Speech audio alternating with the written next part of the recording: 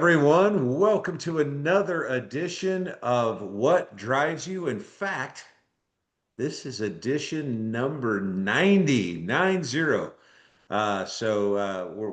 excited to have been here for 90 episodes, and we're glad to have you with us. I'm one of your co-hosts, Stan Windhorn. With me, as always, is my good buddy and co-host Carl Bauer. Carl, say hello to everyone. Hey, everybody. Thanks for joining. A lot of times we do these episodes and we get some really unique people. I think Brayden is one of them. We'll see today, especially with this hot topic, Stan, as you know, which is AI. So I'm excited to hear his Yeah. journey, his story, a little bit about his company. This is not a commercial broadcast of anyone, but you're definitely going to learn about some AI technology. Well, I'm excited about it because you know that I have become an adopter of AI, and with all the stuff out there, we can talk to Braden about it, but all the stuff that, some people have legitimate concerns about what AI could do and where it could go, but it's here, folks, and my advice is learn as much about it as you can and utilize the amazingly cool things that it can do for us until it destroys humankind forever. Hopefully not. Well, welcome, Brayden. Thank you for joining us today. Thank you for having me, gentlemen. Carl, Stan, I'm very excited. I know we were just talking before this episode started, but I've been watching a lot of your shows, and it's fascinating the diversity of guests and the background that you guys chat with. So I'm honored to be number 90.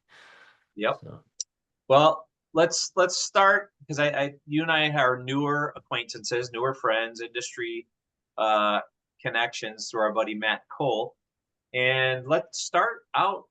How'd you get in the car business? Let's start there. cool. So I have always been fascinated with cars. My dad collected some cars, had some old muscle cars growing up, always rode in those. It's like my fondest memories as a child. And then I got family. My sister worked in sales at many different dealerships. And as I went through high school, I realized that's kind of what I wanted to do. I loved cars, I loved the people in the business. And so when I was 17, I had a fascination with video production. My goal was to go to a film school and shoot commercials for Jeep, for Porsche, for Lamborghini. That was kind of my ideose grand vision. And when I was 17, I went to go buy my first vehicle at a small dealership in Ontario and ended up actually starting to work with them as my very first client. So I would shoot video commercials or videos for Facebook and any other platform that they wanted. And to this day, 10 years later, Scott, the dealer principal there, is still a mentor of mine, a client. And so we just started diving into the dealership space and started acquiring more dealers. And as the business grew, staff and Facebook ads, and yeah, that's where it all started. So Stan, you got another connection with young Brayden, AI and video. That's one of Stan's Yeah, I was just gonna other. say we've got that in common, Braden. I've been doing video cool. production and well, I've been in the loosely associated with the broadcast industry for a long time. In I fact, love if it. I could just since we just brought this up, Braden, one of the things is I've been a professional voiceover artist for years and years Mm. and years, and you could be as well. Well, I appreciate that. I'll let AI do that. I'll clone my voice and then we'll roll See, that's that. one of you know what? The voiceover industry is one that is certainly going to be taking a hit with AI because it's Sure. just crazy how that has really kind of taken over there. In fact, I've got a cousin of mine who has a YouTube channel, Mhm. and he was showing me some stuff. I'm like, well, who did you get for your voiceover? I mean, here he is. His favorite cousin is a voiceover artist, and he's like, yeah, we did AI. Interesting. I Interesting. just saw something too, Braden. I want to delve into what you do with AI and how it applies to the automotive industry. But I just saw today, I read an article that there's a number one country song on the Billboard charts right now that is completely done AI. Wow. It doesn't Um, surprise me at all. no, no, little crazy. But anyway, Cool. So you well again, we love having the younger generation on, and it's cool that you started. You saw a need, they saw your talent and skill, and hired you at age 17. But let's fast forward a little bit now to the kind of the hot topic. And I think some Mhm. of these episodes for us have been super, especially the shorts, Brayden, for AI. They're one of our top watched episodes and pieces of content. So how did you go from, all right, I see social media is powerful, video is powerful, to like full blown AI startup, and your company is called Dealer Surge, right? Yep. And I know Yep. it's sort of newer, but tell us about how you came up with the idea and about what your company does today. For sure. So, fast forward from adding those dealerships, we still have an advertising arm. So our Dealer Surge runs tier 2 and 3 advertising for groups here in Canada and the US. And so when we're managing all these budgets, we're spending tens of thousands of dollars, across these groups on Facebook and Google.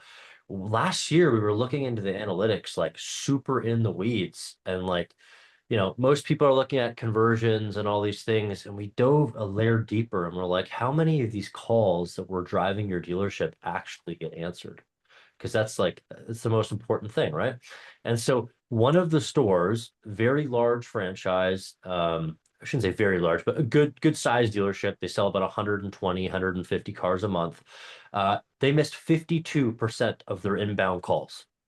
52%. And that includes unconnected. So the receptionist might answer the phone, but if they transfer to the sales department, service parts, etc., that's where the calls often drop. And so when we just please call. Can I, Go ahead. can I pause right there? Yeah.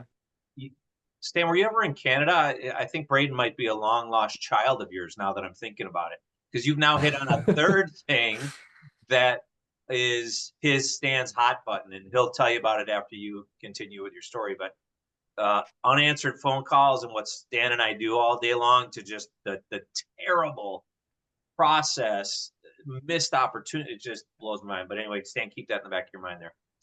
I'm Yep. really excited to go there because this is like I've really learned to love this all.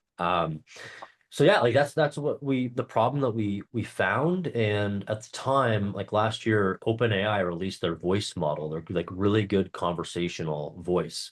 And so what we do is we eliminate 100% of the missed calls inside the dealership. Instead of the missed calls after hours or during the day going to voicemail, our AI sounds human, answers the call, either transfers to the right human beings or it books the appointment right into the DMS. And so we have this massive opportunity now to solve a problem that not only dealerships, but every business in the world that gets phone calls, this problem has been around for decades, decades. And now we don't have to add more people. We still want to be human first. We can get into that, but now we can solve it with technology. And so that's so exciting to me. Yeah, Stan, tell them what you found even more recently with some of your projects that you're working on. Well, I, I'm not picking on just the automotive space, even though I do make phone calls to a lot of car dealers.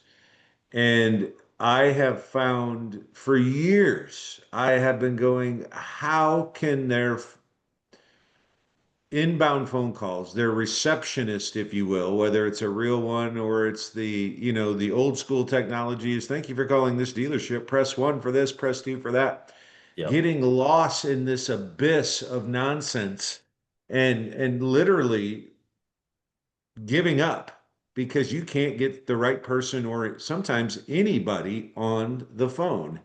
And, I'm usually calling from a vendor place, but my comments on this would be like, man, I'm glad I'm not trying to buy a car from this dealership. I would be gone a long time ago. I am not going to do business with something that frustrating. And it's not an uncommon problem, it is prevalent. Yep. What Carl's referring to is my comments recently because I've called some dealers that have an AI receptionist now who sounds great. First, Mhm. I'm like, yeah, okay, that sounds really good. But being caught in this never-ending AI loop and never really getting through to the person that you need to talk to, or in these cases, a person at all, has been incredibly frustrating. And I'm For sure. frustrated for the dealer because I can't imagine that that's the way they want it. But at the same time, shame on you, whoever's in charge there at the dealer, for not knowing that this is what's going on in your store.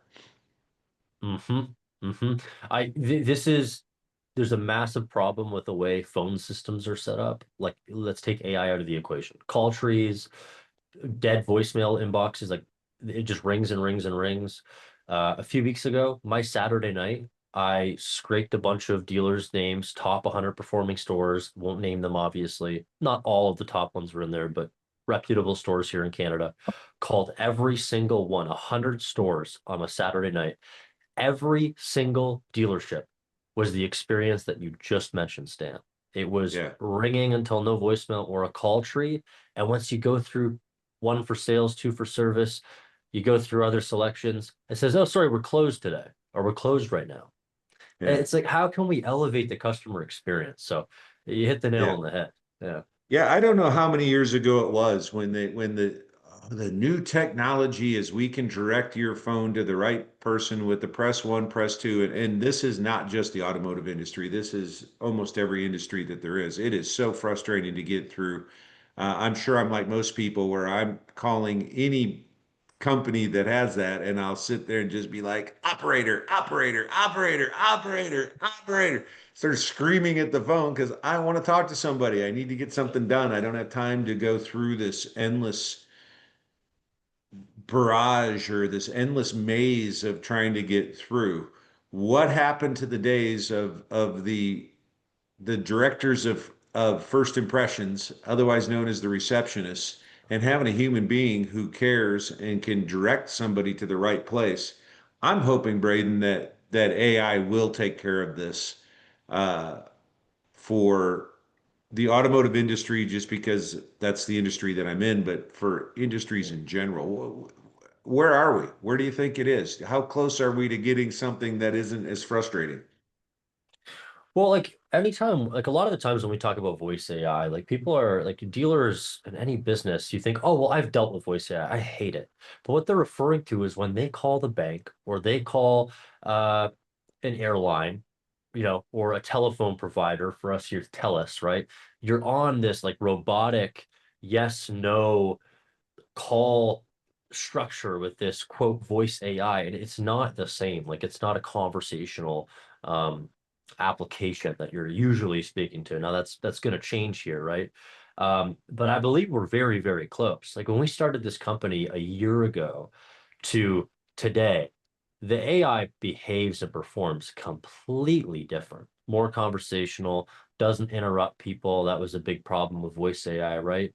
And so I guess to your human comments there, I am a huge believer in making AI human first. So if a human can't get to the phone because they're busy or they're dealing with Stan or Carl in front of them at the reception desk, the AI can then support that team member. We're not replacing people here. We're trying to amplify the experience. And so, we want to make sure every single customer is helped at the highest level. And that's just how we do it. We put humans first and use AI as kind of the backstop and direct calls when customers call in and need that. I really like that, Brayden, because Stan has always kind of pounded in my head. You've got these dealerships spending, that's been my whole adult life, right? So I got to use that example. Spending 30 to 100,000 a month in marketing, right? And then we put a 12-year-old high school kid as our first line of defense. I forget how Stan exactly how you say it, but and then on top of it, this is where Stan's expertise and passion is. They're not trained. You just threw them in there, and they're like, "Hello, this is Yeah. Stan's Ford." Yeah, Terrible. we're talking a little bit different there. I think what we've been talking about so far is like inbound phone calls to the dealership and just getting routed to the right person. But what Carl's referring to, Braden, is I've had a lot of experience working with the BDCs, the Hmm. people who handle leads in the automobile space. And to Carl's point, uh, I've asked many GMs over the years if a customer shows up for an appointment, shows up at your store, what's your closing ratio? And every one of them will tell you that if they get that person in the store, that they've got a really great chance of helping that person buy their next car. Their closing ratio is really good. So then my next question is, so it's super important to get people to come into your dealership. Absolutely. Then why do you have, and this isn't every BDC department, I've worked with some killer ones too, really, really professional, really great ones. I'm talking about the a large percentage of them, they're hiring in that BDC department the least experienced, lowest paid, highest turnover position in the entire dealership. So we're having those qualifications do what you just told me is the most important thing, and that is get people to your dealership. Never made sense to me. Yeah. Um, so I think it's kind of two different things that we're talking about here, but it kind of goes into the same category is that not just in the automobile industry, but just in general, um, uh, people just are trained well enough to handle a lot of this stuff. Which brings me to kind of another question for you, Brayden. Would you agree with me that the quality of AI is how well that AI is trained? 1,000%. Yeah. Yeah. Like there's so many avenues we could go down on this, and topic or points for this, but I Sure. think there's two components. There's several components, but installing AI into like an operation, so a dealership, there's two components. Is number one, how good is the AI? That's training, and that's also its responses and like how it educates the customer. When we started, we collected a lot of data, obviously, from our clients. And one of the number one feedback somebody would ask is like, hey, I just want to talk to a human. Or they felt brushed off because they're talking to AI. So in our heads, we're like, we have to educate the customer on why the AI is there. Well, the AI is there because the team members are away from the phone, it's after hours, and this assistant is just here to help the customer and can get them in Yeah. contact with a human. And so we had to educate the consumer on why they're actually talking to AI and not a real human being in the first place. But yes, how you train the AI, so many different like models inside the voice AI. Um, we could go down that rabbit hole, but training is a huge, huge piece of it. If it's not, Yeah. if it's not trained on your systems and processes, your customers are going to hate it, you're going to hate it, and your team's going to hate it. Yeah. Well, I think one of the things that would be an advantage to AI is yes, your AI needs to be trained just like all of your humans need to be trained. The difference is that AI is never going to forget that training and it is going to build on itself and get better and better and better and better. And they're not going to quit. And now you got to retrain somebody else from the very beginning. So it sounds like I'm pitching AI, and I guess in some ways I am because I do think there's some really great things that are coming with it. Um, but yeah, a dealer or anybody in any industry that's like, voice AI is no good. A year ago, they may have been right. Even if Mhm. it's the same AI, though, that AI has had a whole year worth of learning on how to get better. So even the one that they were talking about a year ago or 6 months ago, chances are it's better than it was back then. Mhm. Um, Brayden, would you has agree with anyone? that? Is that pretty much how it works? There's many different ways you could set the AI up, but yes, absolutely. Like every call a customer, calls into the dealership and our AI picks up is a new data point. It new knowledge in new data in the knowledge base. It's our team listening to the calls, readjusting prompts, like engineering the back end. There's so much that goes into it, but absolutely, like time, it's like the gym, time under tension to build the muscle. That's what builds the AI, 100%. It's just Yeah. taking all the data you can and improving it, 100%.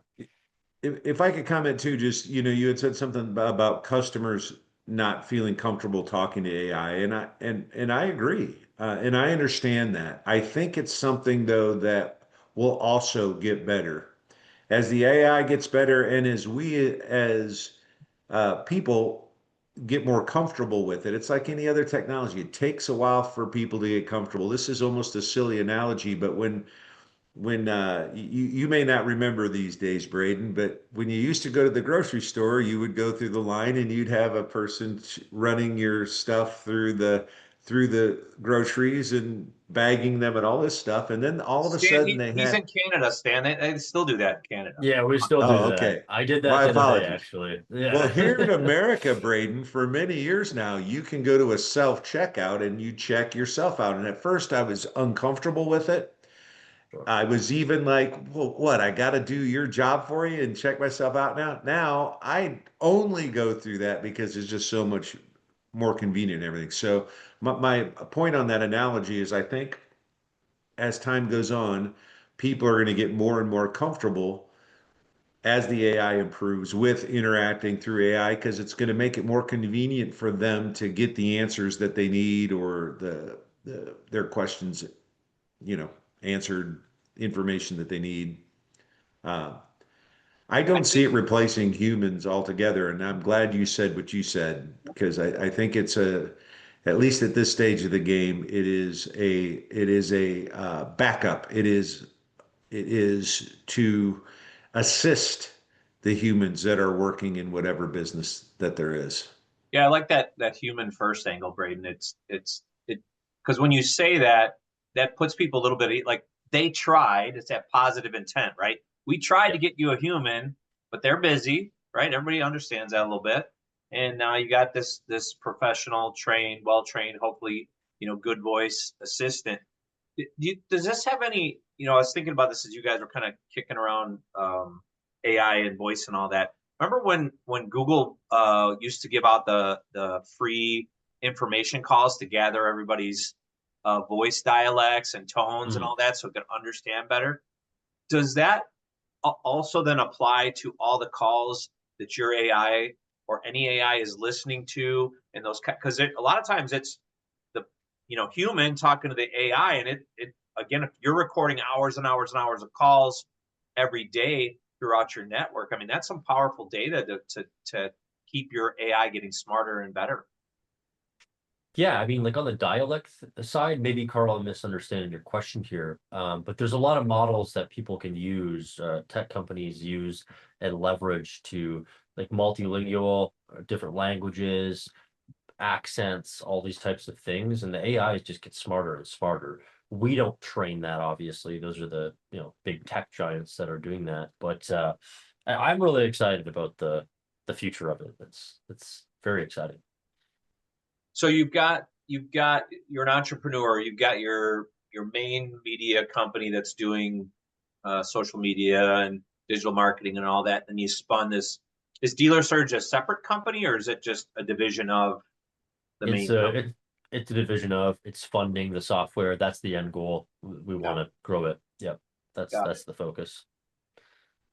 Wow, exciting stuff. Now tell us about your the crossover because this is where I think you're our first Canadian guest. So how is the crossover going from a business perspective, dealer recepting or what's that word? Dealer how are they Reception or responding? Yeah. yeah, yeah, um, Adaptation?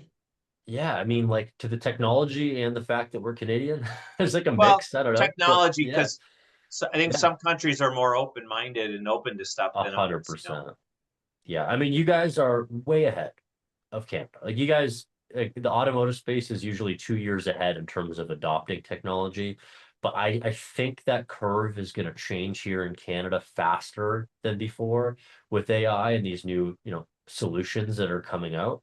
But yeah, like our first client was a auto mall and is an auto mall in California that we built the AI for. And so Hmm. started in the US and then started growing the book of business from there. So yeah. That's exciting. Now, what are you doing on the side? I know you said that yesterday or today that you're doing some stuff with still doing the social media stuff and filming stuff, but where are you gaining your more experience? Again, you're quite a bit younger than Stan and I, but way ahead of us in AI. Where are you sourcing more information for your guys' advancement of your technology? Are you taking classes? You got any tips and pointers for those? I think most of our audience is car people, to be honest with you. Yep. At least when we have, like put the keywords in the title and description, something about automotive. But tell us how you learn and what sources you use to grow your knowledge base personally Oh, and as a company. yeah, it's an exciting conversation. So as you can see, I have some books behind me. I have many more books, physical and audio. I read a lot, mostly audio. I'm very, very fortunate to have sat at the table at a young age with some pretty incredible operators in the dealership space and tech, and just amazing entrepreneurs that have given me a lot of perspective and different connections. And so I live here in Kelowna, British Columbia. It is a tech hub in Canada. They call it Kelownafornia because it's like the weather of California, and there is so much entrepreneurship here. It is crazy. And so there's some legends here, I will say, that have written some incredible books. Buy Back Your Time. There's this blue one up here. Dan Martell, massive software gentleman here. So just taking in all the knowledge from these people that I get to sit at tables with. We are in several different cohorts, paid groups with other software founders, help us scale, learn more about technology. So I mean, a lot of different ways we learn and grow as a company. So Well, I think it's so exciting to have a young person kind of jump in and marry the automotive needs and issues and problems with high tech and AI stuff. I'm excited to see where this is going to go. I really am. I mean, as I shared with you on the call the other day, Stan and I have been working at this YouTube thing for just about 11 and a half months. And just in the last month or so, Stan, we've been dabbling with AI technology that basically consumes our whole long form video like this will do for this. And I'll yep, supply you with all the links to it too. And then just chops it up in these little bite-sized shorts, adds text to it. I mean, it's unbelievable. That would have taken Stan and I hours and mostly Stan, hours and hours and hours to edit and put the text in. And I mean, it's just unbelievable. And the beauty and the sad part of it is, it has increased our audience like bonkers as far as views, not so much subscribers, but we completely missed out on 10 months of that traffic and that learning. But just to be done, I mean, it takes an hour long form. In 10 minutes, it chops it up into 30, 40 different parts, and then we can just spew it out there on the web on all the different solo. So, I mean, we're dealing with AI in this hobby slash side hustle, but yeah. it's going to be amazing to see what it does in your world too. And now, Yeah. Carl, Hey, Brayden. you got time now to go do other things, Yeah, right? It's like it didn't replace you, it just made you way more powerful. And I think yeah, that's the beautiful thing about technology is that like we as humans can connect with other humans more and do more important tasks, like whatever that is. Like in your daily life. I mean, we can nerd out on how my chat GPT is set up, but it runs my entire life, like my finances, my relationships, what I eat in the day, my training protocols, like everything is done for me in that space. And now I can just live my life and connect with people. And in your case, using technology like that just is such a beautiful thing. yeah. Yeah. I'm curious, Brayden, since you kind of started off with video production, that's Yeah. another thing you and I have in common. Have you found any gems, or do you want to comment on how AI has assisted in the video production world? Yeah. I'm pretty out of it, to be honest, Dan. I have not touched a camera in a very long time, other than dusting off a DSLR on the shelf that you can't see me here. I moved today actually just to dust off. But one thing actually I did play around with a while ago was Chat GPT color grading all the footage. And so you can Oh, push it through Chat GPT and it can color grade and and that was a while ago. I mean, I'm talking a year and a half ago. So now yeah. it's probably far better. So like cinematic, S-log footage could probably Could be it color graded in minutes. could it give Stan and I more hair and make us look younger? Could it do that? It Probably. can't actually, it can do it Absolutely can. Yeah, digitally for absolutely sure, could. Yeah. You know but what's funny about not that? in real life, Carl. I'm sorry, buddy. Dang it! You're stuck with that mug. There's a AI video is so crazy. Like, yeah, you could do anything you wanted right now, right? You could make yourself purple, whatever. But we've been using AI videos in the advertising space. So there's like a trend on Facebook that happened a while ago with a Sasquatch doing vlogs. You probably seen it, Stan. You Yep, obviously you have, right? And so we I took that have. concept and we put him in dealerships, walking around and scaring the kids in the dealership and all this kind of stuff, and sleeping in the back of a Honda CRV because it's cold outside and he's trying to stay away from the bears. This is like a remote dealership in British Columbia, right? We got grizzlies everywhere. And so that type of advertising, I think, is going to explode. It's more engaging, it's better for the platform, and it's not 0% APR, all credit, all the stuff that consumers don't want to hear.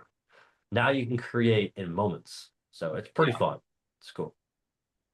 Well, yet another thing that you've hit on my interest. I'm a big Sasquatch.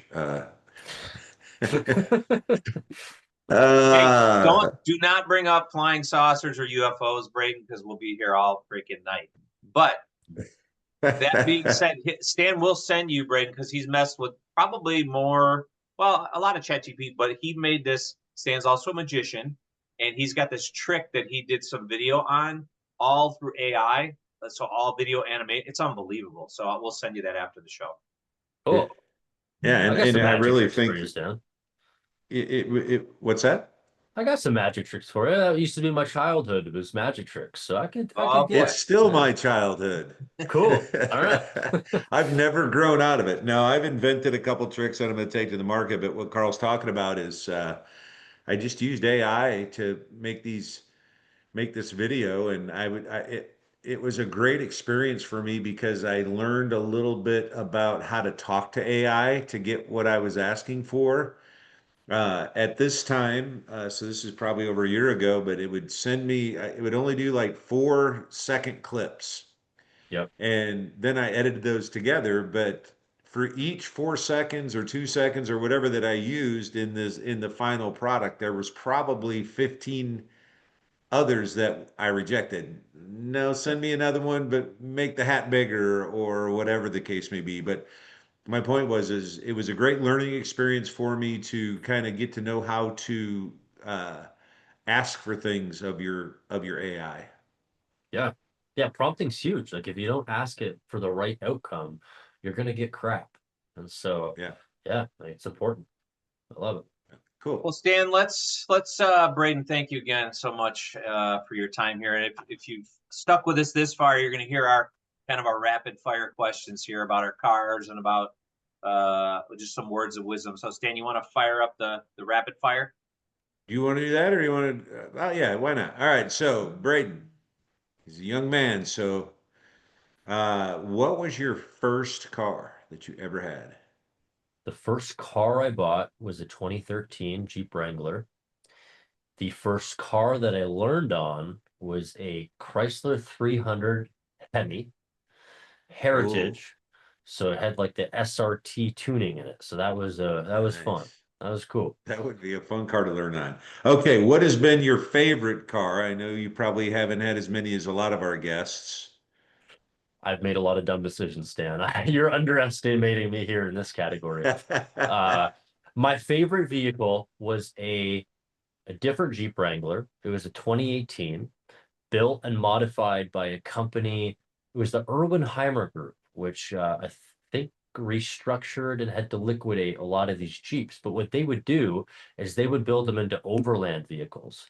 So they had the rooftop tent. It was lifted on 35s, the super winch. It had a kitchen in the back. It was like completely done up. And the dealership my sister works at had the contract for this group. And so when they liquidated them, I got it at cost, Oh, and I nice. sold that Jeep 3 years later. I put 100,000 kilometers on it, which is what is it, 60,000 60. miles. They gave me $1,500 less than I bought it for 3 years later. Nice. That That was sounds my like a favorite great vehicle. vehicle to go squatching, go A Sasquatch Squatch, hunting with. 100%. We took it across Canada, did a lot of off-roading in it. That was the most fun I've ever had in a vehicle. Yeah. Yeah. Nice. All right. Well, you had said before we started that this was the tough question for you, but what would be your dream vehicle? Oh man, I got so many. My girlfriend hates my our apartment because on the walls there's just too many like Porsche advertisements. I've got Okay. like every Porsche advertisement. It's kind of disgusting actually. So either it's a 993 turbo in silver, or it's a 1972 Ferrari Dino. Uh, so that's a Okay. very unique one. So it's Yeah. those two. Yeah. Two Yeah. outstanding choices. Yeah. All right, Thank you. Carl, I'm going to make a suggestion, Carl. Instead of doing words of wisdom, maybe, and this just suggestion about what he would tell a younger himself, maybe words of wisdom of what he could tell everybody when it comes to AI in general. Just a thought. I like it. I like it. Cool. Fire Cool. it I up. actually I do have an answer for the first one though, if All that's right. Okay, let's if hear I it. may answer both real quick, if that's cool Absolutely. with you. Because I was asked this by a 17-year-old actually the other day in his family who he built an AI product. And the question he asked me the same question. It's like, what advice, or his mom did, what advice would you have to your 17-year-old self? And the number one thing that it hits me every day is like, I wish I did the things that actually move the needle more. I used to do all the busy work, like delivery, all the client work, and that stuff needs to get done, but that's the stuff that gets delegated, right? Like buy back your time. This book talks about that. So it's like doing the uncomfortable stuff, the hard things you don't want to do, because that's what you need to do. Like I wish I did more of that. I wasted many, many years of doing that. I think that's super sound advice for that people who've had more years to develop that wisdom would give. So that's a great one. So what would you say then to people in general? What about this AI, Brayden? What's your advice? Don't be scared of it. Like you have to adopt it. Like it's not something that's gonna go away. And if it does, I'm eating my words. Start like I think it's overcomplicated. I really do. Yes, there's a lot of concerns around AI. There's a lot of confusion, a lot of blurred lines.